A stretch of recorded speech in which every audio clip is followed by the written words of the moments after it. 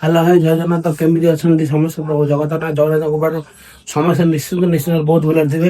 ତ ଆଜିକାର ଭିଡ଼ିଓ ହେଉଛି ଡେ 2 ଏବଂ ସର୍ଟ ଭିଡ଼ିଓରେ ଆପଣ ଦେଖନ୍ତୁ କେମିତି କ'ଣ ରହିଛି ଦିନ ସାରା କାମ ଏବଂ କେମିତି କ'ଣ ପୂଜା ରହିଛି। ଚାଲନ୍ତୁ ଦେଖିବା। ବର୍ତ୍ତମାନ ଟାଇମ୍ ହେଇଛି ସକାଳର 6ଟା। ବର୍ତ୍ତମାନ ଆମେ ଆସିକି ଯାଉଛୁ ମନ୍ଦିରକୁ। ଦେଖନ୍ତୁ ଏ ରହିଲା ମନ୍ଦିର।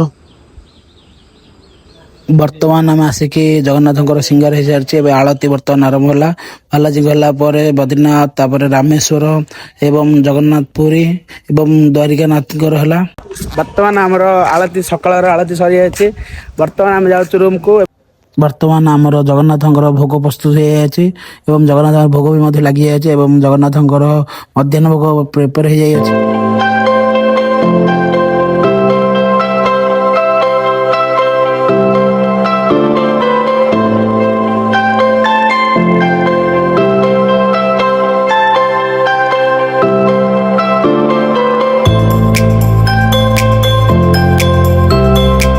ବର୍ତ୍ତମାନ ଜଗନ୍ନାଥଙ୍କର ମଧ୍ୟାହ୍ନର ଭୋଗ ଲାଗିଯାଇଅଛି ଏବଂ ଏଠି ଭୋଗ ପାଉଛନ୍ତି। ବର୍ତ୍ତମାନ ଟାଇମ୍ ହେଇଛି ସନ୍ଧ୍ୟା 4ଟା।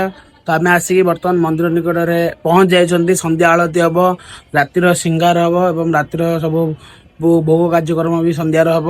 ତ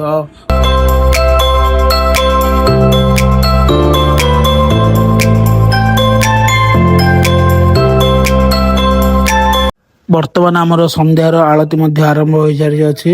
ଦେଖନ୍ତୁ ଆପଣମାନେ ନିଶ୍ଚିତ ଭାବରେ ଏବଂ ରାତିର ସିଙ୍ଗାର ମଧ୍ୟ କମ୍ପ୍ଲିଟ୍ ହେଇଯାଇଅଛି। ବର୍ତ୍ତମାନ ଆମର ରାତିର ଭୋଗ ସମାପ୍ତ ହେଇସାରିଛି। ବର୍ତ୍ତମାନ ପହଡ଼ ଯିବେ। ତ ରହୁଛି, ଦେଖାହବ କାଲିର ଗୋଟେ ନୂଆ ଭିଡ଼ିଓରେ। ସେ ପର୍ଯ୍ୟନ୍ତ ଜୟ ଜଗନ୍ନାଥ।